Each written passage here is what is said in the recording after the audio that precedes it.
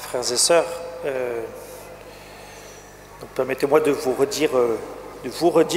re-souhaiter la bienvenue pour cette année qui commence.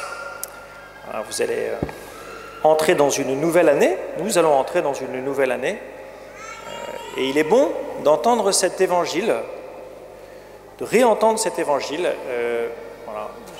En préparant cette homélie, je me suis rendu compte effectivement que j'avais prêché sur ce texte il y a 3 ans, puisque je vous rappelle que les textes du dimanche reviennent tous les 3 ans, année A, année B, année C, et nous sommes dans l'année A. Et donc ce texte avait été, vous aviez entendu ce texte il y a donc 3 ans. Et il me semble que c'est important de réentendre cet appel du Christ à le suivre. Une année scolaire, le temps, vous est donné pour suivre le Christ. Les mois, les jours, les heures, les minutes vous sont donnés pour vous approcher de Jésus, pour le suivre. Et comme dit le Père Antoine Chevrier, pour le suivre de plus près. La question n'est pas de savoir à quelle distance vous êtes du Christ. La question est de savoir la distance que vous allez franchir pour vous approcher de lui. Pour les scientifiques, l'important c'est le delta. C'est le delta, c'est la différence. C'est ce que vous allez franchir cette année. Et tous les ans, ce sera la même chose, jusqu'à la fin de votre vie, où vous aurez atteindre, au moment qui sera le moment où vous aurez atteint votre but. Et la mort vous surprendra dans cette distance. Vous surprendra dans cette distance. Et plus vous aurez fait ce chemin sur terre, moins vous en ferez au purgatoire. Sainte Thérèse le dit, elle a choisi la terre comme étant son purgatoire, pour justement éviter d'en faire au ciel. Et ce texte que vous avez entendu nous dit 2 choses, 2 vérités qui me paraissent absolument fondamentales. La première chose que ce texte vous dit, c'est que votre vie, toute vie humaine, a une valeur infinie. C'est Jésus qui le dit, puisqu'il dit que gagnerait un homme à gagner le monde entier si c'est né au prix de sa vie, ce qui signifie que le monde entier n'est rien devant la valeur d'une seule vie humaine. Vous ne pouvez pas troquer votre âme contre des possessions terrestres, contre des plaisirs terrestres. Ça ne veut pas dire, attention, il ne faut pas tomber dans l'excès inverse, ça ne veut pas dire que ce qui est créé, ce qui est matériel ne vaut rien. D'accord ? Jésus parle du rapport que nous entretenons aux choses. Si notre cœur s'attache aux choses matérielles et pas à Dieu, elle se perd. Elle perd sa valeur. Les choses matérielles, toutes les choses matérielles que le monde peut rassembler, n'ont pas de valeur par rapport au prix, à la valeur de votre âme. Quand je dis ça, de votre personne. La deuxième vérité essentielle, c'est que nos vies nous engagent dans un espèce de marché, dans un espèce de commerce, où il s'agit soit de garder sa vie, soit de la perdre. Et la question, en fait, c'est de savoir contre quoi nous allons échanger notre vie. Contre quoi nous allons échanger notre vie. 2 vérités, chacune de nos vies a une valeur infinie, parce qu'éternelle, parce que divine. Et la deuxième chose, c'est que nous sommes engagés dans un commerce, dans un échange, qui nous est comme imposé. Nous allons devoir nous situer, nous allons devoir faire un choix pour notre vie.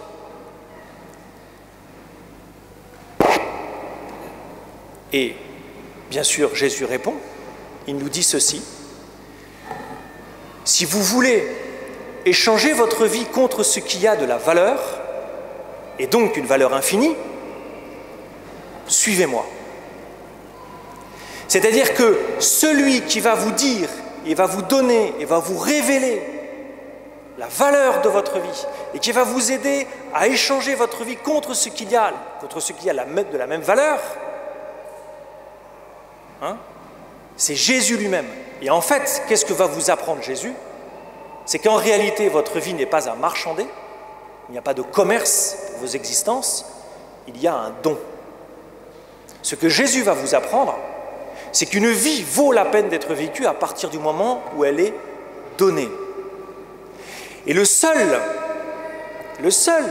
capable de vous apprendre la véritable valeur de votre vie, la véritable valeur de l'existence des autres, et donc le seul qui est capable de vous apprendre à faire bon usage de votre existence, de votre âme, de votre vie, c'est Jésus.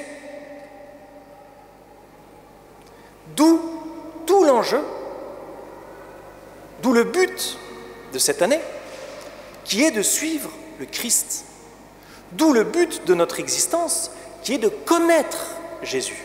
Seigneur, apprends-moi la valeur de ma vie. Apprends-moi à faire de ma vie un don. Parce que je ne sais pas faire. Moi, je ne sais pas faire. Moi, Père Hugues, peut-être que vous êtes plus 5 mois, mais moi, je prends. Quand je lis ce texte-là, je le reçois pour moi. C'est-à-dire que je me dis, mais Hugues, qu'est-ce que tu as donné? Pas parce qu'un jour j'ai décidé d'être prêtre que j'ai donné.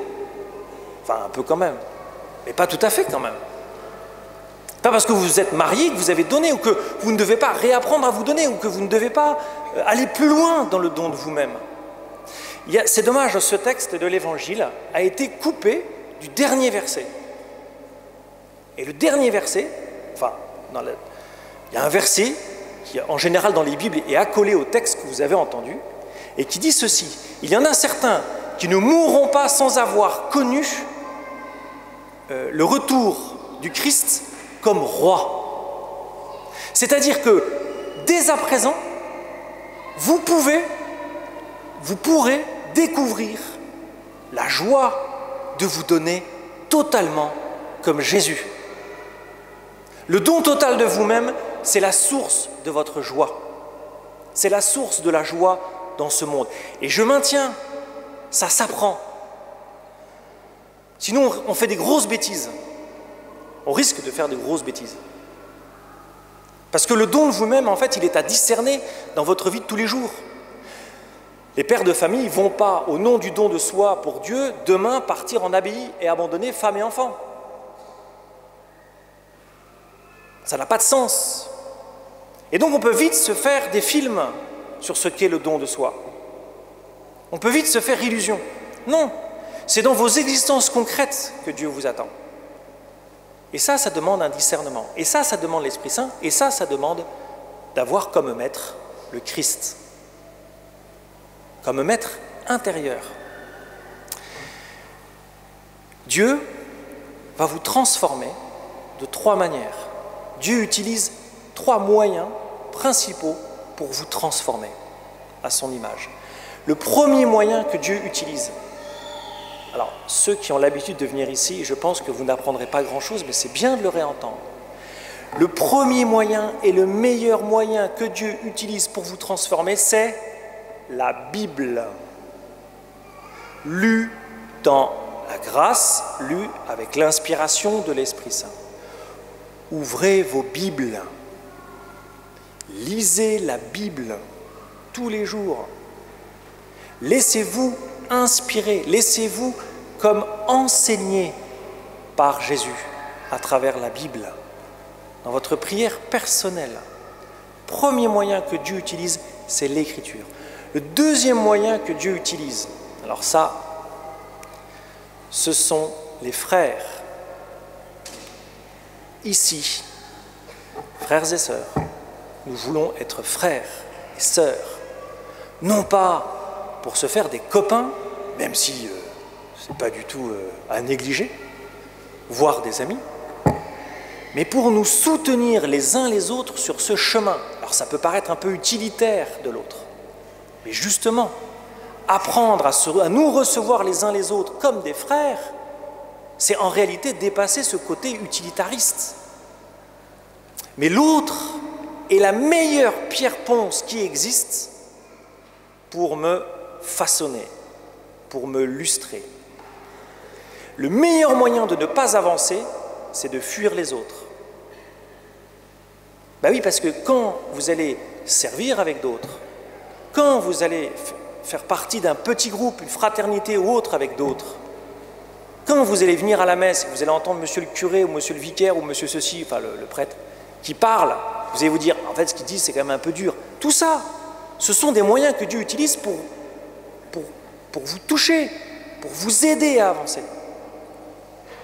Et puis enfin, le troisième moyen que Dieu utilise pour vous faire avancer, ce sont les événements de votre vie, sur lesquels, frères et sœurs, vous n'avez aucune maîtrise. Beaucoup d'événements, vous n'avez aucune maîtrise dessus. Ce qui va se passer cette année, vous n'en savez rien. Et ça appartient à la providence divine. Et ces événements-là, ils participent à votre, on va dire, votre sanctification.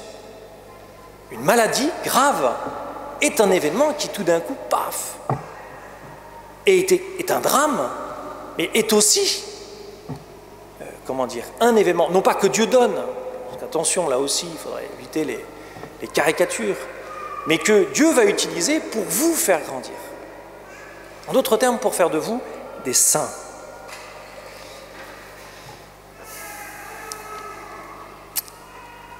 Voilà.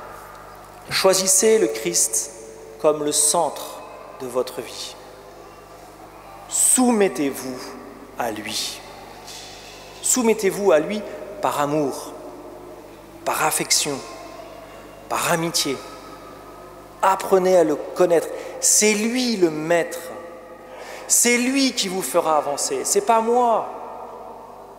C'est pas moi le curé en vous disant faites ceci, faites cela qui vous fait avancer. C'est Jésus.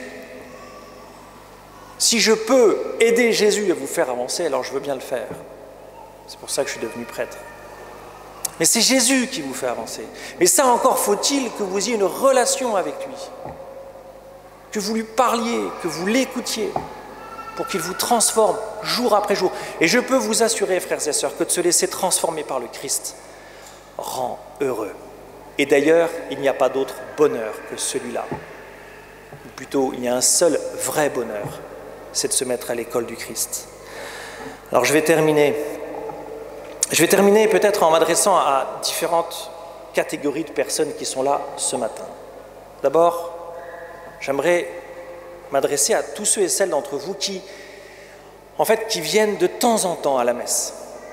Tous ceux qui ne se diraient pas pratiquants, ce n'est pas du tout péjoratif dans ma bouche, mais tous ceux qui essayent justement de venir à la messe, tous ceux qui veulent suivre le Christ, mais qui viennent à la messe, puis qui ont du mal à revenir, etc. Je vous le dis, soyez les bienvenus à chaque fois. Le Christ, vous aussi, il veut vous faire avancer et il vous accueille comme vous êtes. Le slogan d'entreprise le meilleur, ça reste quand même celui du McDo, venez comme vous êtes. C'est dommage qu'il l'ait pris parce que honnêtement, venez comme vous êtes. Jésus vous accepte comme vous êtes. Peut-être que vous entendrez des paroles qui vous blesseront, les frères et sœurs qui sont là. C'est Jésus le Maître. C'est lui qui veut vous faire avancer. J'aimerais maintenant m'adresser à ceux et celles d'entre vous, une autre catégorie. Ceux-là, ils viennent à la messe tous les dimanches. Mais un dimanche là, un dimanche là, un dimanche là, un dimanche là, un dimanche là. Alors, à eux, je vais dire une chose. Par pitié, choisissez et fixez-vous. Pourquoi ? Je l'ai dit, on avance dans la vie spirituelle en se frottant à des personnes réelles. Or, ces personnes, vous les rencontrerez à force de venir toujours au même endroit. Et ne vous inquiétez pas, en venant ici, mais peut-être en venant aussi ailleurs, mais en tout cas en venant ici, vous finirez par connaître tous les gens qui sont autour de vous à la messe, puisque vous vous mettez toujours à la même place. Et Francis, il n'est pas là. Normalement, il est là, Francis, il n'est pas là. c'est un père de famille. Il me dit un jour, ça fait 10 ans que je viens dans cette paroisse, depuis qu'on fait, non pas ce jeu, mais cet échange de prénoms au début de messe, où on va se porter dans la prière les uns les autres, il m'a dit, ça fait 10 ans que je viens ici, je ne connaissais aucun prénom, maintenant depuis 1 an qu'on le fait, je connais tous les prénoms des personnes qui sont autour de moi. Ouf. Ouf. Fixez-vous. Ok, vous allez à la campagne, ok, vous avez une réunion de famille, ok, vous avez un week-end school, ok, ceci, ok, cela. Fixez-vous. Quand vous êtes à Lyon, vous allez toujours à la messe au même endroit. Vous allez retrouver toujours les mêmes frères et sœurs. Vous allez toujours retrouver la même communauté parce que c'est cette communauté qui vous fera avancer avec le Christ. Qu'importe la communauté. Ce qui compte, c'est d'avoir une communauté. Et enfin, je m'adresse à vous tous qui venez ici régulièrement. Et là aussi, je vais vous dire une seule chose. D'abord, merci pour votre engagement à suivre le Christ. C'est Jésus, c'est pas moi qui le dit. Merci pour vos vies données, en tout cas vos désirs, votre désir de donner votre vie. Jésus le voit, ça. Et il veut vous accompagner. Il veut vous faire grandir encore cette année. Il y a encore une marche à franchir. Il y a encore un pas à faire pour aller plus loin. Le meilleur moyen, frères et sœurs, c'est pas de servir. Souvent, on me reproche, souvent, sûrement à juste titre, de mettre la main sur les gens et puis de leur donner des services. Alors, vous savez, nous sommes comme une famille, donc il faut bien servir. Je veux dire, une messe, c'est un repas. Il y en a qui mettent la table, il y en a qui font la cuisine, il y en a qui débarrassent. C'est comme dans une famille.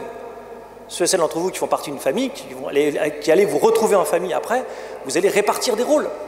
C'est la même chose. Mais ce n'est pas ça l'enjeu. Le véritable enjeu, c'est que vous fassiez partie d'un petit groupe. Voilà mon but. Mon but, ce n'est pas que vous serviez. C'est le Seigneur qui fera le travail. Mon but, c'est que vous fassiez partie d'un petit groupe. Et cette année, on va vous proposer des petits groupes. On va vous reproposer une campagne de carême en petits groupes. On va vous proposer des fraternités Zachée. On va vous proposer toujours les fraternités paroissiales. On va vous proposer Alpha. Alpha, c'est un petit groupe. Voilà. Mais ça encore, je vous le dis, laissez le Seigneur vous travailler. Forcez pas. De toute façon, je vous le dirai suffisamment pour que vous ne l'oubliez pas. Voilà. On peut se confier au Seigneur pour cette année. Je vous propose de prier, demander au Seigneur de nous envoyer son Esprit Saint. Et peut-être, dans ce que j'ai dit, il y a des pas qui vous apparaissent. Voilà, où vous dites, tiens, ce serait bien que j'arrive à faire ceci ou cela. Ça peut être un petit effort que vous pouvez faire cette semaine qui va signifier le renoncement que vous allez faire. Renoncer à vos propres vies. Peut-être un petit effort à faire, un petit renoncement à faire cette semaine pour signifier votre désir de suivre Jésus de plus près. À discerner. Ouais, Seigneur Jésus, nous commençons cette année, nous allons rentrer, nous sommes peut-être déjà rentrés. Tu connais nos vies, tu connais les désirs de nos cœurs. Seigneur, nous te demandons ton esprit pour nous aider à avancer, pour nous aider à raccourcir cette distance qui nous sépare de toi cette année. C'est toi le Maître. Oui, Seigneur Jésus, nous voulons nous mettre à ton école pour nous laisser transformer, pour grandir. Amen.